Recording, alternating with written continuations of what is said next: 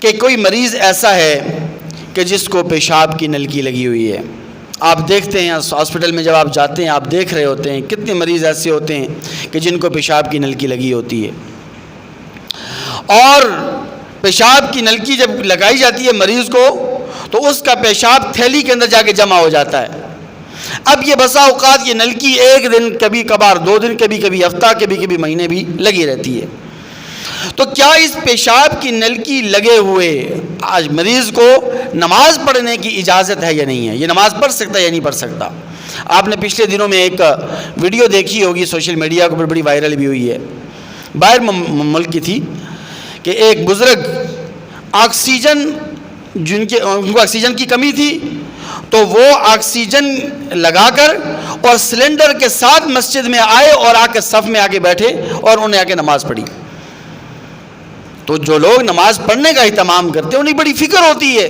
وہ ان چھوٹے موٹے بہانوں سے نماز نہیں چھوڑتے کہ مجھے پیشاب کی نلکی لگی ہوئی ہے, میں کیسے نماز پڑھوں, میں بیڈ ریسٹ پر ہوں, میں کیسے نماز پڑھوں, میں بیمار ہوں, مجھے آکسیجن کی بیماری ہے, میں کیسے نماز پڑھوں. تو دیکھیے نماز بہت بڑا فریضہ ہے, نماز کسی حال میں بھی معاف نہیں ہے. اس کے اندر شریعت مطہرہ نے بڑی وسعت بڑی گنجائش رکھی ہے.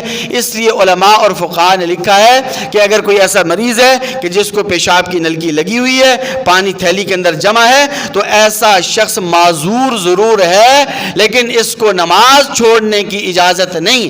یہ نماز پڑھے گا اور نماز پڑھنے کا طریقہ یہ ہے کہ یہ باقاعدہ ہر نماز سے پہلے وضو کرے گا. وضو کر کے اگر یہ کھڑا ہو کر نماز پڑھ سکتا ہے تو کھڑے ہو کر پڑھے گا, کھڑے ہو کر نہیں پڑھ سکتا بیٹھ کر پڑھے گا, بیٹھ کر نہیں پڑھ سکتا لیٹ کر اشارے سے اگر پڑھ سکتا ہے تو اشارے سے بیٹھ کر نماز پڑھے گا, لیکن نماز چھوڑنے کی اسے اجازت نہیں ہے. پیشاب کی نلکی لگی ہوئی ہے کوئی ایشو نہیں, پانی تھیلی کے اندر جمع ہے کوئی ایشو نہیں, معذور ہے اور اس کا عذر اللہ تبارک و تعالیٰ کے یہاں قابل قبول ہے, لیکن نماز چھوڑنے کی اس کو اجازت ہے.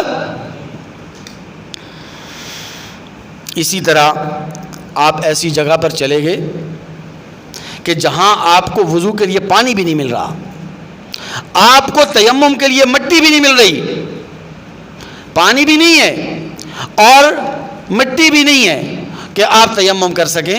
یہ صورتحال پیش آ سکتی ہے, کسی کو بھی پیش آ سکتی ہے. مثال کے طور پر آپ ہوائی جہاز کا سفر کر رہے ہیں اور ہوائی جہاز کی جو دیواریں ہیں, جو کھڑکیاں ہیں, جو اس کے روشن دان ہیں, جو سیٹیں ہیں, ان کے اوپر گرد و غبار نہیں ہے. اور عام طور پر نہیں ہوتا کیونکہ آج کل پتہ ہے آپ کو کہ جدید دور ہے اور لوگ صفائی پسند ہیں, صفائی کا بڑا اہتمام ہوتا ہے.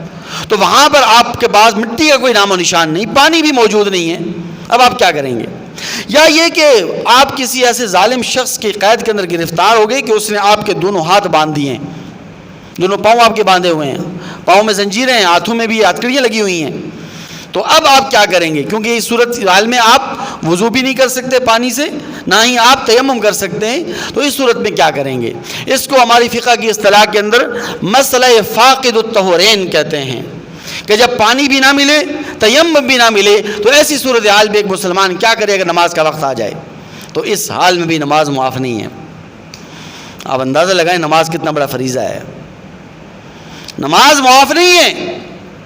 اگر آپ کو پانی بھی نہیں مل رہا, مٹی بھی آپ کو نہیں مل رہی تیمم کرنے کے لیے, تب بھی نماز پڑھنی ہے آپ نے. اب پڑھیں گے کیسے؟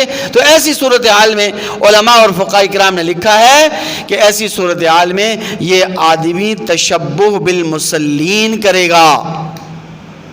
تشبہ بالمصلین اس کا کیا مطلب ہے؟ اس کا مطلب یہ ہے کہ یہ نمازی کی نقل کر کے نماز پڑھے گا, نماز کی نیت نہیں کرے گا, رکوع بھی نہیں کرے گا, سجدہ بھی نہیں کرے گا, التحیات میں تشہد میں بھی نہیں بیٹھے گا. یہ صرف اور صرف نمازی کی نقل کرے گا اور نمازی کے نقشے کے مطابق جو ہے نا وہ قبلہ رخ ہو کر بیٹھ جائے گا اور اشارے سے اوپر نیچے جیسے رکوع اور سجود کرتے ہیں اس طرح یہ اپنی نماز ادا کرے گا. نماز کی نیت نہیں کرے گا لیکن نمازیوں کی شکل بنا کر, نمازی کی حیت بنا کر اشارے کے ساتھ جو ہے نا یہ اپنی نماز ادا کرے گا. نماز ادا کرنے کے بعد جب اس کو دوبارہ پانی مل جائے وضو کے لیے, پانی پر یہ قادر ہو جائے, یا اس کو مٹی مل جائے تیمم کے لیے, تو یہ اس نماز کو پھر دوبارہ لوٹائے گا.